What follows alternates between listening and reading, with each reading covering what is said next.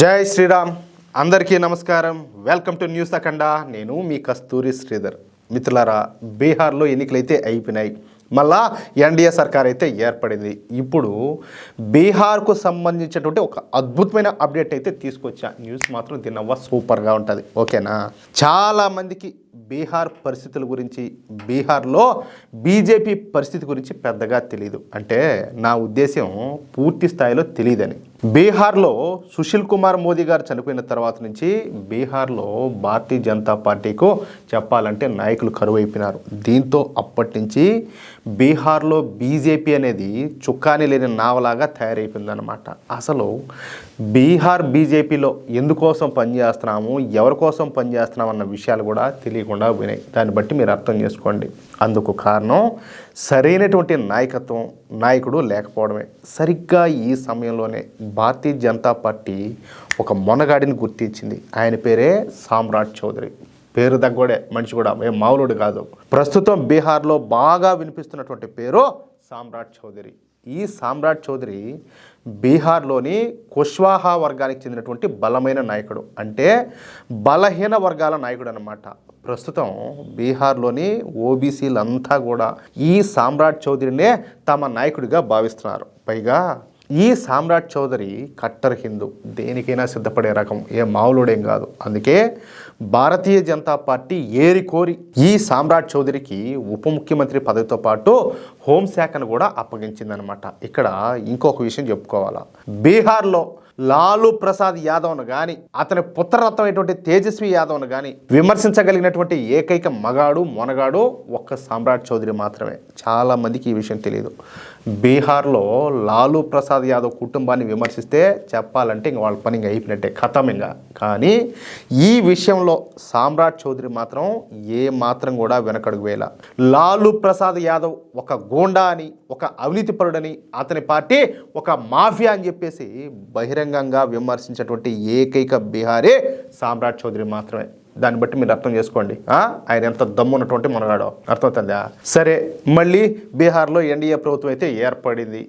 ముఖ్యమంత్రిగా 10వసారి ఎవరు? ఈ నితీష్ కుమారు ముఖ్యమంత్రిగా ప్రమాణ స్వీకారం అయితే చేసినాడు. అయితే ఈ నితీష్ కుమారు ముఖ్యమంత్రి అయినప్పటి నుంచి ఎప్పుడు కూడా హోంశాఖను ఆయన దగ్గరనే ఉంచుకునేవాడు అనమాట. అంటే ఇది 10వసారి కదా, గత 9 సార్లు కూడా ఈ హోమ్ మినిస్ట్రీని ఆయన దగ్గరే పెట్టుకునేవాడు. హోంశాఖ బాధ్యతలను ఆయనే నిర్వహించేవాడు అనమాట. కానీ మొదటిసారి ఈ నితీష్ కుమారు హోంశాఖను బీజేపీకి అప్పగించాడు. అంతే, ఇక బీజేపీ అధిష్టానం ఈ హోంశాఖను సామ్రాట్ చౌదరికి అప్పగించిందనమాట. అంటే దమ్మున్న వ్యక్తికి అప్పగించాలి కదా. ఏం హోంశాఖ అంటే ఏం ఆషామాషినా? అవునా కదా? అంతే, ఇక అసలు ఆట అయితే మొదలైంది. తాను హోంశాఖ మంత్రిగా బాధ్యతలను తీసుకున్న తర్వాత వెంటనే ఈ సామ్రాట్ చౌదరి గారు పోలీసు అధికారులతో అత్యున్నత సమావేశాన్ని ఏర్పాటు చేశారు. రాష్ట్రంలో ఎక్కడా కూడా క్రిమినల్స్ కానీ, గూండాలు కానీ, గ్యాంగ్స్టర్లు కానీ, మాఫియా ముఠాలు కానీ, ఆయుధాల స్మగ్లర్లు కానీ కనపడకూడదని, వాళ్ళపైన పూర్తి స్థాయిలో చర్యలు తీసుకోవాలని, ఈ క్రమంలో ఏమి జరిగినా అందుకో నేనే బాధ్యత వహిస్తానని, శాంతి భద్రతల విషయంలో పోలీసులకు పూర్తి స్వేచ్ఛనిస్తా ఉన్నట్టు తెలియజేశాడనమాట. ఇంకేమన్నది పోలీసు వాళ్ళకి అంతకుమించి ఏం కావాలా? అంతే.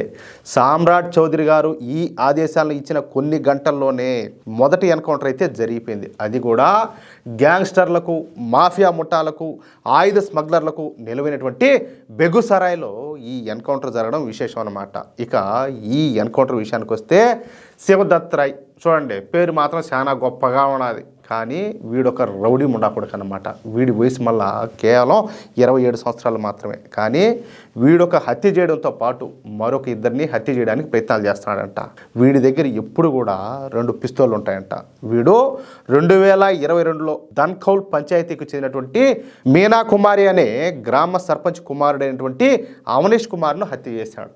అంతటితో ఊరుకోకుండా ఈ మధ్య కాలంలో ఈ దొంగతనాలు చేయడం, బెదిరించే డబ్బులు గుంజడం, ఇదంతా కూడా మొదలుపెట్టాడు. అంటే దందా చేయడం మొదలుపెట్టాడు అనమాట. దీంతో పోలీసులు వీడిని హిట్ లిస్ట్లో పెట్టారు. కానీ ఏం చేయలేని పరిస్థితి. ఎందుకంటే వాళ్ళకి ఆర్డర్స్ రావాలి కదా. ఏం ఎన్కౌంటర్ చేయడం అంటే దమ్ము, ఏం తమాషా, దానికి ఎంత దమ్ము ఉండాలా? అయితే ఎప్పుడైతే మన సామ్రాట్ చౌదరి గారు హోంశాఖ మంత్రిగా బాధ్యతలను స్వీకరించి పోలీసులకు పూర్తి స్వేచ్ఛనిచ్చినారో, ఇక వెంటనే స్పెషల్ టాస్క్ ఫోర్సు రంగంలోకి దిగింది. ఇక మొదటగా ఈ శివదత్ రాయ్ను టార్గెట్ చేశారు. వీడు బెగుసరాయ్లోని మల్హీపూర్ గ్రామంలో ఆయుధాలను కొనుగోలు చేస్తూ ఉంటే అక్కడికి చేరుకున్నటువంటి ఎస్టీఎఫ్ పోలీసులు వెంటనే 3 రౌండ్ల కాల్పులు జరిపి ఈ శివదత్ రాయ్ను ఎన్కౌంటర్ చేశారు. అంతేకాకుండా మరొక 5 మంది క్రిమినల్స్ కోసం వేట మొదలుపెట్టినట్టు తెలుస్తుందన్నమాట. అంటే ఈ లెక్కన ఉత్తరప్రదేశ్లో మాదిరిగానే ఇక నుంచి బీహార్లో కూడా మోతైతే మోగిపోనుండదు. ఇక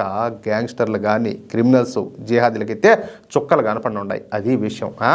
చూడండి, ఒక దమ్మున్న వ్యక్తికి ఒక మంచి బాధ్యత అయితే అప్పగించాను. ఇక మామూలుగా అయితే బీహార్లో ఈ గూండా రాజ్యము అంతా రౌడీ పాలన అదంతా కూడా మనం వినిందే, మనకు తెలిసిందే. కానీ ఇక పైన మాత్రం బీహార్లో గూండా రాజ్యం అనేది ఇక నడవదు. ఎందుకంటే అక్కడ హోంమంత్రిగా ఒక దమ్మున్నటువంటి వ్యక్తి ఉన్నాడు. అర్థమవుతుందా? ఇక బీహార్ రూపురేఖలే మారిపోతాయి. చూడండి, ఎవడైనా గూండా గ్యాంగ్స్టర్ అని వస్తే చెక్కుతారట్టే, మామూలుగా ఉండదు మ్యాటరు. మిత్రులారా, ఈ న్యూస్ కనుక మీకు నచ్చినట్లయితే ఖచ్చితంగా ఈ న్యూస్ నలుగురికి షేర్ చేయండి. అలాగే ప్రతి ఒక్కరు కూడా మీ యొక్క అమూల్యమైనటువంటి అభిప్రాయాలను కామెంట్ రూపంలో తెలియజేయండి. ఇంకో విషయం ఏంటంటే, ఇంతవరకు మీరు కనుక మన ఛానల్ను సబ్స్క్రైబ్ చేసుకున్నట్లయితే ప్రతి ఒక్కరు కూడా మన ఛానల్ను సబ్స్క్రైబ్ చేసుకోండి, సపోర్ట్ చేయండి ప్లీజ్. జై శ్రీరామ్, జై హింద్.